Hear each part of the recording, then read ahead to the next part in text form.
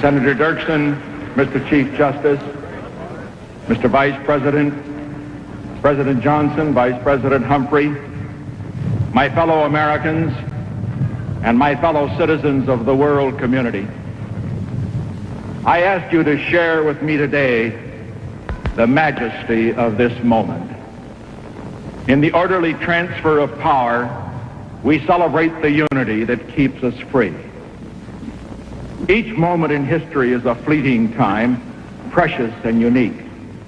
But some stand out as moments of beginning, in which courses are set that shape decades or centuries. This can be such a moment. Forces now are converging that make possible for the first time the hope that many of man's deepest aspirations can at last be realized. The spiraling pace of change allows us to contemplate within our own lifetime advances that once would have taken centuries. In throwing wide the horizons of space, we have discovered new horizons on Earth. For the first time, because the people of the world want peace and the leaders of the world are afraid of war, the times are on the side of peace.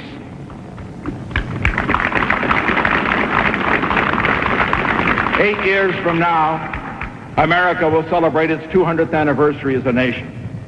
And within the lifetime of most people now living, mankind will celebrate that great new year which comes only once in 1,000 years, the beginning of the third millennium.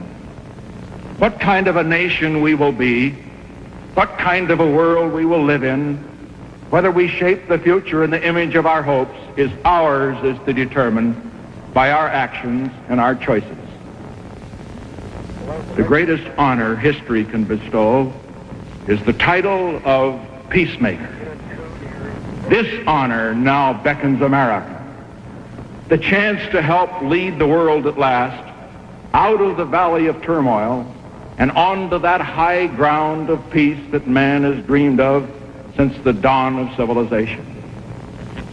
If we succeed, generations to come will say of us now living that we mastered our moment, that we helped make the world safe for mankind. This is our summons to greatness. And I believe the American people are ready to answer this call. The second third of this century has been a time of proud achievement. We have made enormous strides in science and industry and agriculture. We have shared our wealth more broadly than ever. We've learned at last to manage a modern economy to assure its continued growth. We have given freedom new reach. We have begun to make its promise real for black as well as for white. We see the hope of tomorrow in the youth of today. I know America's youth. I believe in them. We can be proud that they are better educated, more committed, more passionately driven by conscience than any generation in our history.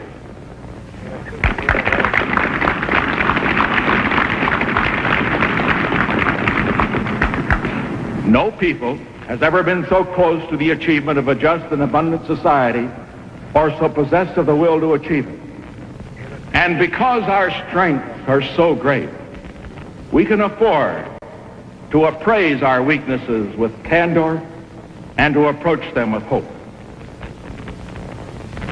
Standing in this same place a third of a century ago, Franklin Delano Roosevelt addressed the nation ravaged by depression, gripped in fear.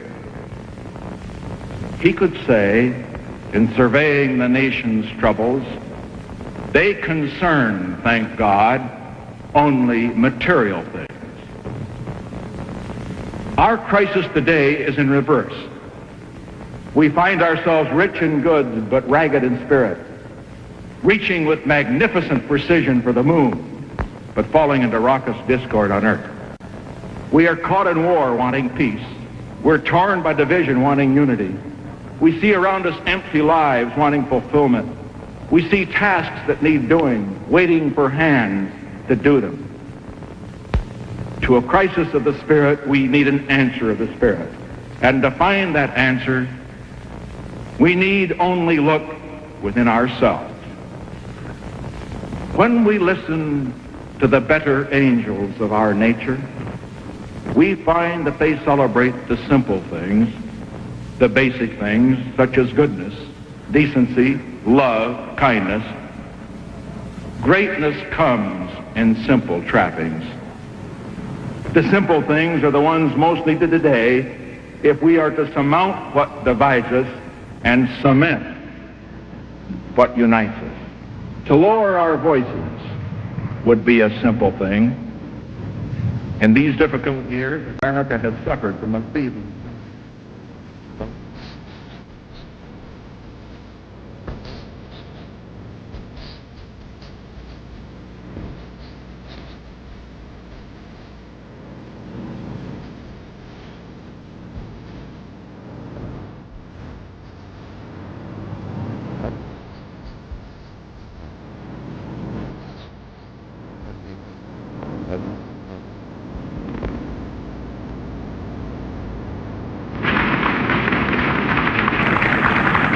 For its part, government will listen.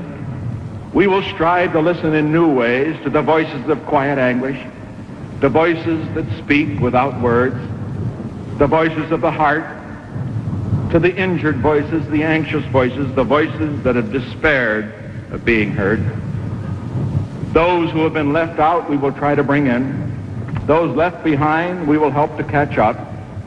For all of our people, we will set as our goal the decent order that makes progress possible and our lives secure. As we reach toward our hopes, our task is to build on what has gone before, not turning away from the old, but turning toward the new. In this past third of a century, government has passed more laws, spent more money, initiated more programs than in all our previous history. In pursuing our goals of full employment, better housing, excellence in education, in rebuilding our cities and improving our rural areas, in protecting our environment, enhancing the quality of life, and all these and more, we will and must press urgently forward. We shall plan now for the day when our wealth can be transferred from the destruction of war abroad to the urgent needs of our people at home.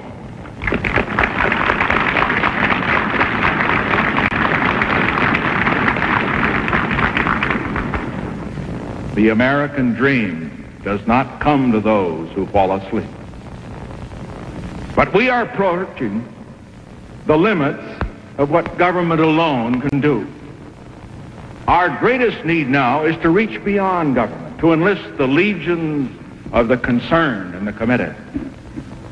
What has to be done by government and people together, or it will not be done at all. The lesson of past agony is that without the people we can do nothing.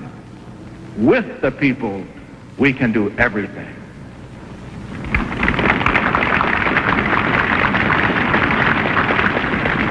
To match the magnitude of our tasks, we need the energies of our people enlisted not only in grand enterprises, but more importantly, in those small, splendid efforts that make headlines in the neighborhood newspaper instead of the national journal.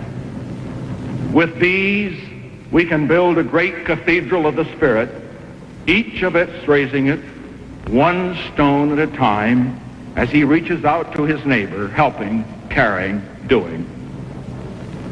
I do not offer a life of uninspiring ease. I do not call for a life of grim sacrifice. I ask you to join in a high adventure, one as rich as humanity itself and exciting as the times we live in. The essence of freedom is that each of us shares in the shaping of his own destiny. Until he has been part of a cause larger than himself, no man is truly whole. The way to fulfillment is in the use of our talents. We achieve nobility in the spirit that inspires that use. As we measure what can be done, we shall promise only what we know we can produce. But as we chart our goals, we shall be lifted by our dreams. No man can be fully free while his neighbor is not. To go forward at all is to go forward together. This means black and white together as one nation, not two. The laws have caught up with our conscience. What remains is to give life to what is in the law, to ensure at last that as all are born equal in dignity before God, all are born equal in dignity before man.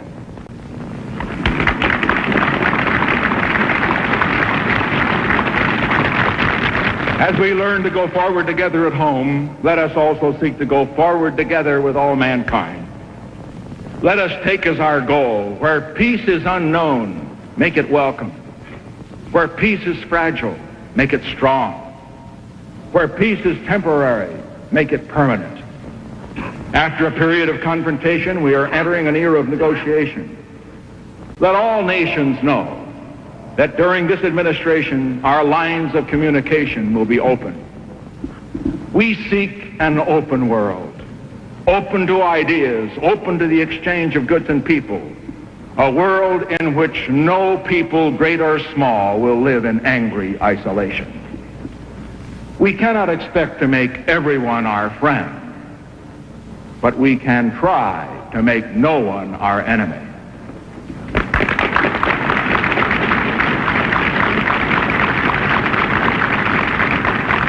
Those who would be our adversaries, we invite to a peaceful competition, not in conquering territory or extending dominion, but in enriching the life of man. As we explore the reaches of space, let us go to the new worlds together, not as new worlds to be conquered, but as a new adventure to be shared. And with those who are willing to join, let us cooperate to reduce the burden of arms, to strengthen the structure of peace, to lift up the poor and the hungry. But to all those who would be tempted by weakness, let us leave no doubt that we will be as strong as we need to be for as long as we need to be.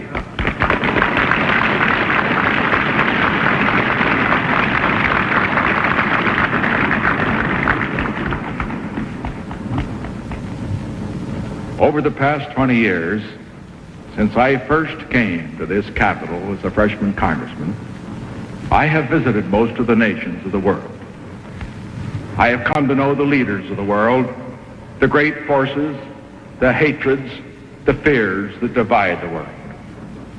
I know that peace does not come through wishing for it, that there is no substitute for days and even years of patient and prolonged diplomacy. I also know the people of the world. I have seen the hunger of a homeless child, the pain of a man wounded in battle, the grief of a mother who has lost her son.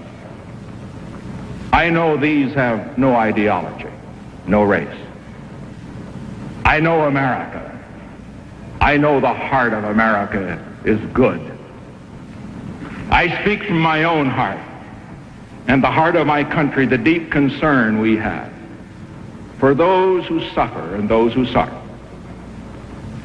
I have taken an oath today in the presence of God and my countrymen to uphold and defend the Constitution of the United States. And to that oath, I now add this sacred commitment. I shall consecrate my office, my energies, and all the wisdom I can summon to the cause of peace among nations. Let this message be heard by strong and weak alike.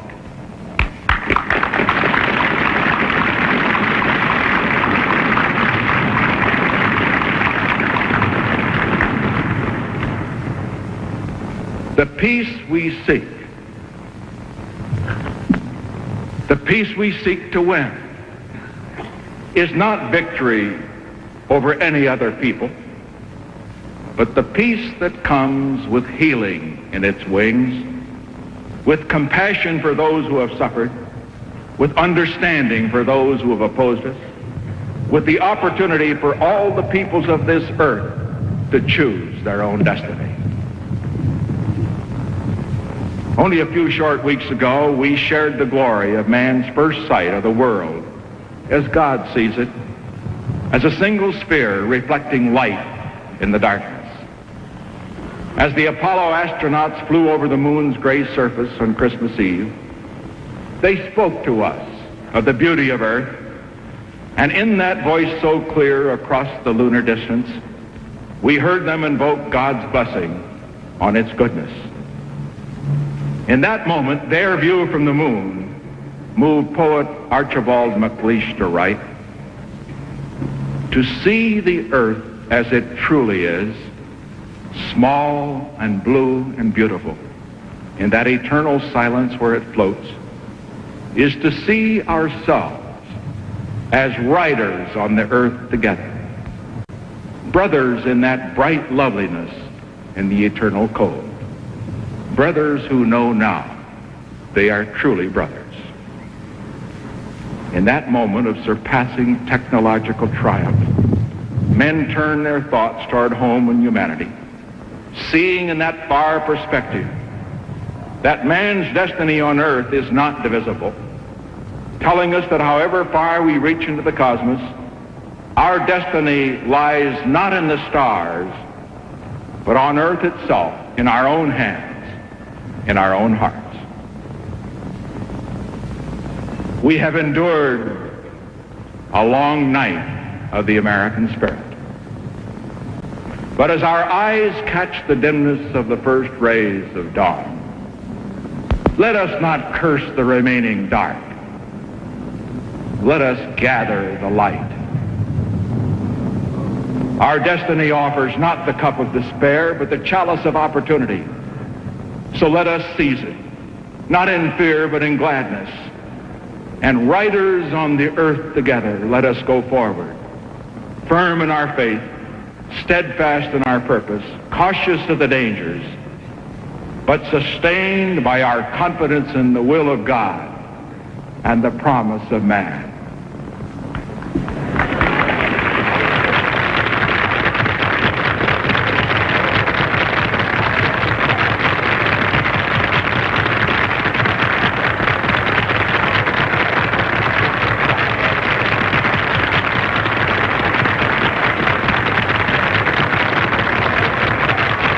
The ceremonies inaugurating Richard Nixon as the 37th President of the United States